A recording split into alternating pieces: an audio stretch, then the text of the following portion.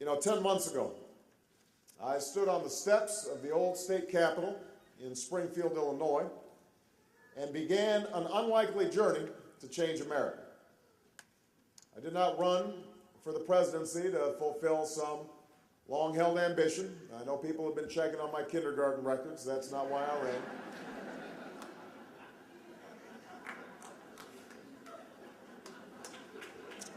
I did not run because I believe it was somehow owed to me.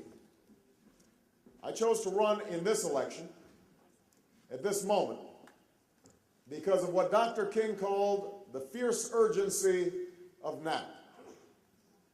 The fierce urgency of now, because we are at a defining moment in our history. Our nation is at war. Our planet is in peril. Our healthcare system is broken. Our economy is out of balance. Our education system fails too many of our children, and our retirement system is in tatters. At this defining moment, we cannot wait any longer for universal health care. We cannot wait to fix our schools. We cannot wait for good jobs and living wages and pensions we can count on. We cannot wait to halt global warming. We cannot wait to end this war in Iraq. I chose to run because I believe that the size of these challenges had outgrown the capacity of our broken and divided politics to solve them. Because I believed that Americans of every political stripe were hungry for a new kind of politics. A politics that focused not just on how to win, but why we should. A politics that focused on those values and ideals that we held in common as Americans. A politics that favored common sense over ideology. Straight talk over spin. Most of all, I believed in the power of the American people to be the real agents of change in this country, because we are not as divided as our politics suggests. Because we're a decent, generous people, willing to work hard and sacrifice for future generations. And I was absolutely certain that if we could just mobilize our voices to challenge the special interests that dominate Washington and challenge ourselves to reach for something better, there was no problem we couldn't solve.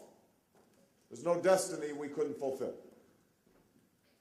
10 months later, Iowa, you have vindicated that faith. You've come out in the blistering heat, and you've come out in the bitter cold. Not just to cheer, but to challenge, to ask the tough questions, to lift the hood and kick the tires, to serve as one place in America where someone who hasn't spent their life in Washington can get a fair hearing. You've earned the role you play in our democracy because no one takes it more seriously. And I believe that's true this year more than ever because, like me, you feel that same sense of urgency. All across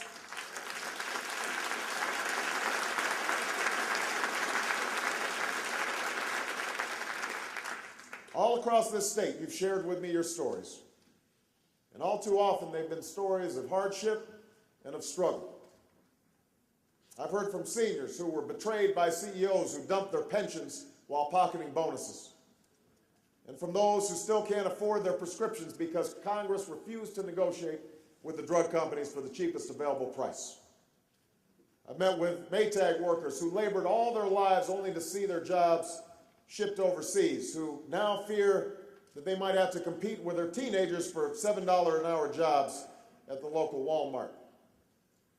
I've spoken with teachers who are working at donut shops after school just to make ends meet, who are still digging into their own pockets to pay for school supplies. Just 2 weeks ago, I heard a young woman in Cedar Rapids who told me she only gets 3 hours sleep a night. She goes to bed at 10 and wakes up at 1 because she works the night shift after a full day of college and still can't afford all the health care that she needs for a sister who has cerebral palsy. And she spoke not with self-pity, but with determination. She was determined to make her life better, but she wondered why the government wasn't doing more to help her afford the education that will allow her to live out her dreams. I've spoken to veterans who talk with pride about what they've accomplished in Afghanistan and Iraq, but who nevertheless think of those they've left behind and question the wisdom of our mission in Iraq. The mothers weeping in my arms over the memories of their sons. The disabled or homeless vets who wonder why their service has been forgotten. And I've spoken to Americans in every corner of this state, patriots all, who wonder why we have allowed our standing in the world to decline so badly, so quickly. They know this has not made us safer. They know that we must never negotiate out of fear, but that we must never fear to negotiate with our enemies as well as our friends. They're ashamed of Abu Ghraib and Guantanamo and warrantless wiretaps and ambiguity on torture. They love their country and want its cherished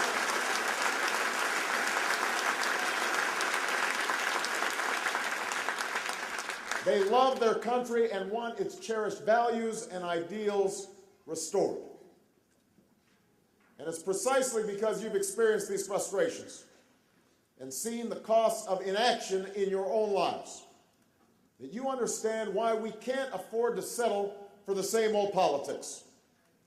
You know that we can't afford to allow the insurance lobbyists to kill health care reform one more time.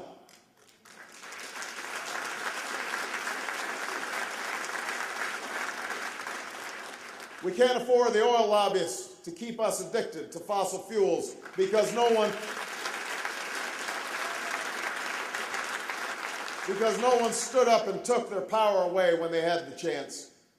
You know that we can't afford 4 more years of the same divisive food fight in Washington that's about scoring political points instead of solving problems, that's about tearing your opponent down instead of lifting this country up.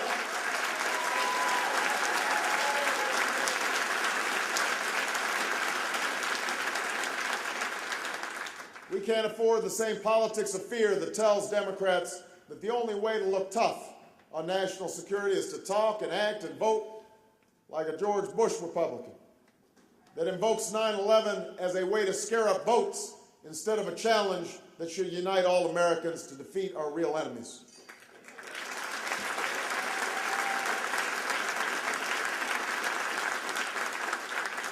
You know that we can't afford to be so worried about losing the next election that we lose the battle we owe to the next generation. That the real gamble in this election is playing the same Washington game with the same Washington players and expecting a different result.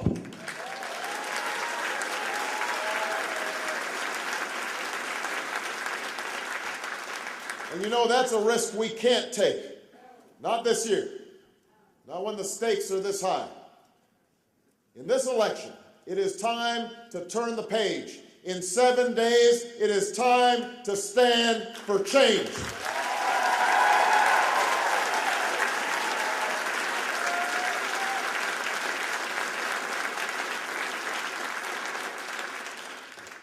This has been our message since the beginning of this campaign. It was our message when we were down, and it was our message when we were up. And it must be catching on because in these last few weeks, everyone's talking about change.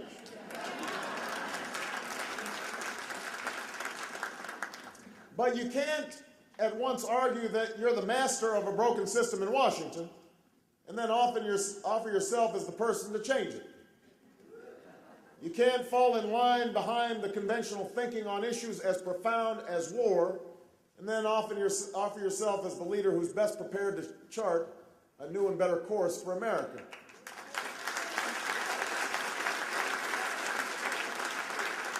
The truth is, you can have the right kind of experience and the wrong kind of experience. And mine is rooted in the real lives of real people, and it will bring real results if we just have the courage to change.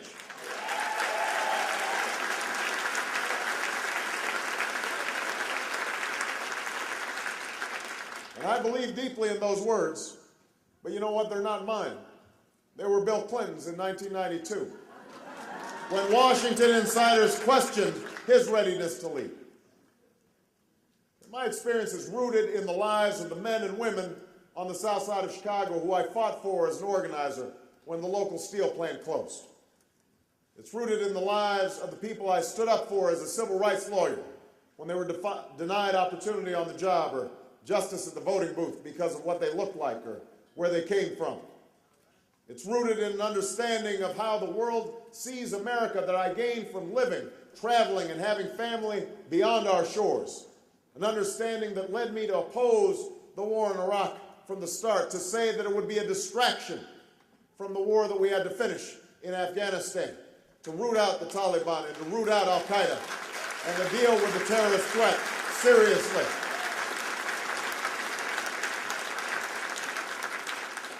It's the experience rooted in the real lives of real people, and it's the kind of experience Washington needs right now.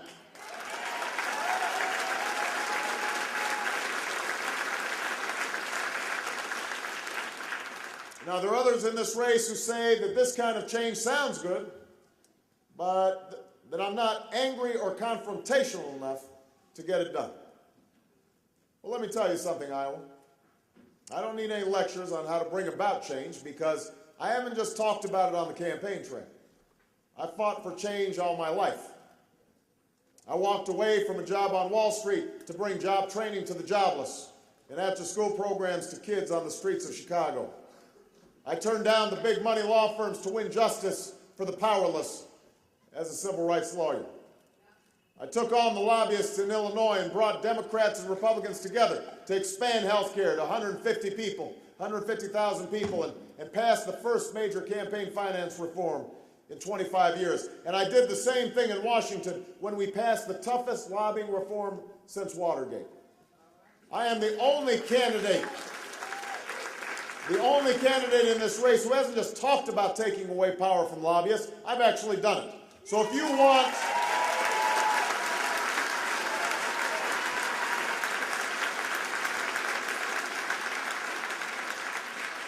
want to know what kind of choices we'll make as president, you should take a look at the choices we made when we had the chance to bring about change that wasn't easy and wasn't convenient. That's the kind of change that's more than just rhetoric. That's change you can believe in. It's change that won't just come from more anger at Washington or turning up the heat on Republicans. There's no shortage of anger and bluster and bitter partisanship out there. We don't need more heat. We need more light.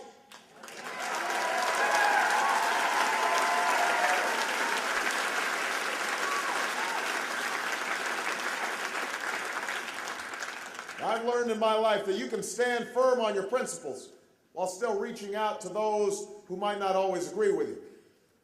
And although the Republican operatives in Washington might not be interested in hearing what we have to say, I think Republicans and independent voters outside of Washington are. That's the once-in-a-generation opportunity we have in this election. For the first time in a long time, we have the chance to build a new majority of not just Democrats, but independents and Republicans who've lost faith in their Washington leaders but want to believe again, who desperately want something new. We can change the electoral math that's been all about division and make it about addition, about building a coalition for change and progress that stretches through blue states and red states. That's how I won some of the reddest, most Republican counties in Illinois. That's why the polls show that I do best against the Republicans running for president, because we're attracting more support from independents and Republicans than any other Democratic candidate. And that's how we'll win in November. And that's how we'll change this country over the next 4 years.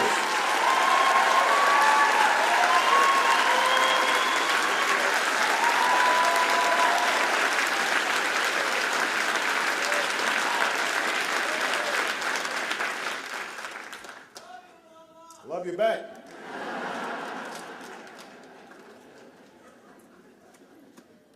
In the end, the argument that's going on between the candidates in the last 7 days isn't just about the meaning of change, it's about the meaning of hope. Some of my opponents appear scornful of the word. They think it speaks of naivete, passivity, and wishful thinking. But that's not what hope is. Hope is not blind optimism. It's not ignoring the enormity of the task before us or the roadblocks that stand in our path. Yes, the lobbyists will fight us. Of course, the Republican attack dogs will go after us in the general election. Yes, the problems of poverty and climate change and failing schools will resist easy repair. I know. I've been on the streets. I've been in the courts. I've watched legislation die because the powerful held sway and good intentions weren't fortified by political will. I've watched a nation get misled into war because no one had the judgment or the courage to ask the hard questions before we send in our troops to fight. I know this will be hard. I know it. But I also know this. I know that hope has been the guiding force behind the most improbable changes this country has ever made.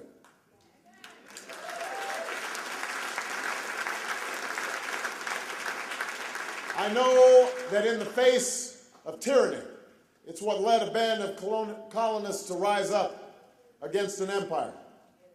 In the face of slavery, it's what fueled the resistance of the slave and the abolitionist, and what allowed a president to chart a treacherous course to ensure that the nation would not continue half slave and half free.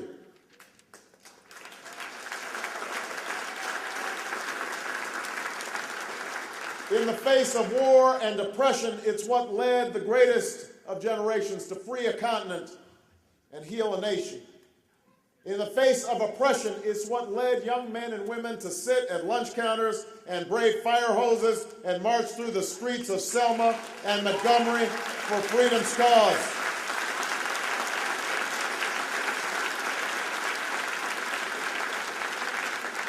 That's the power of hope, to imagine and then work for what had seemed impossible before. That's the change we seek. That's the change you can stand for in 7 days. We've already beaten the odds that the cynics said couldn't be beaten. When we started 10 months ago, they said we couldn't run a different kind of campaign. They said we couldn't compete without taking money from Washington lobbyists, but you proved them wrong when we raised more small donations from more Americans than any other campaign in history.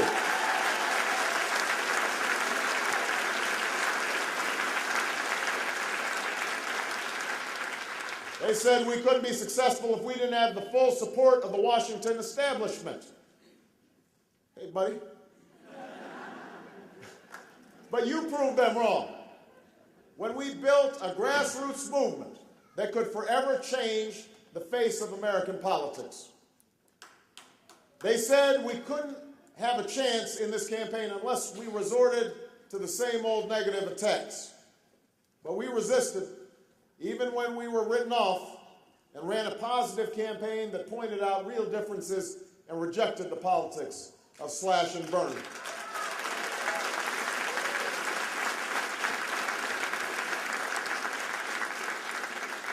And now, in 7 days, you have a chance once again to prove the cynics wrong. In 7 days, what was improbable has the chance to beat what Washington said was inevitable. And that's why in these last weeks, Washington's fighting back with everything it has, with attack ads and insults, with distractions and dishonesty, with millions of dollars from outside groups and undisclosed donors to try and block our path. We've seen this script many times before, but I know that this time can be different.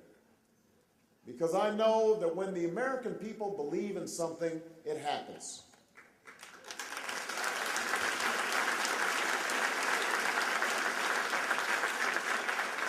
If you believe, then we can tell the lobbyists that their days of setting the agenda in Washington are over. If you believe, then we can stop making promises to America's workers and start delivering jobs that pay, health care that's affordable, pensions you can count on, a tax cut for working Americans instead of the companies who send their jobs overseas. If you believe we can offer world-class education to every child and pay our teachers more and make college dreams a reality for every American. If you believe we can save this planet and end our dependence on foreign oil, if you believe we can end this war and close Guantanamo and restore our standing and renew our diplomacy and once again respect the Constitution of the United States of America,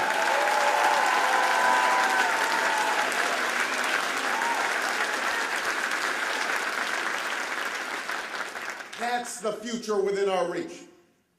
That's what hope is. That thing inside us that insists, despite all evidence to the contrary, that something better is waiting for us around the corner. But only if we're willing to work for it and fight for it, to shed our fears and our doubts and our cynicism, to glory in the task before us of remaking this country block by block, precinct by precinct, county by county, state by state. There is a moment in the life of every generation when, if we are to make our mark on history, this spirit must break through. This is the moment. This is our time. And if you will stand with me in 7 days, if you will stand for change so that our children have the same chance that somebody gave us, if you'll stand to keep the American dream alive for those who still hunger for opportunity and still thirst for justice, if you are ready to stop settling for what the cynics tell you you must accept, and finally reach for what you know is possible, then we will win this caucus, we will win this election, we will change the course of history, and the real journey to heal the nation and repair the world will have truly begun. Thank you, Iowa. Thank you, Des Moines.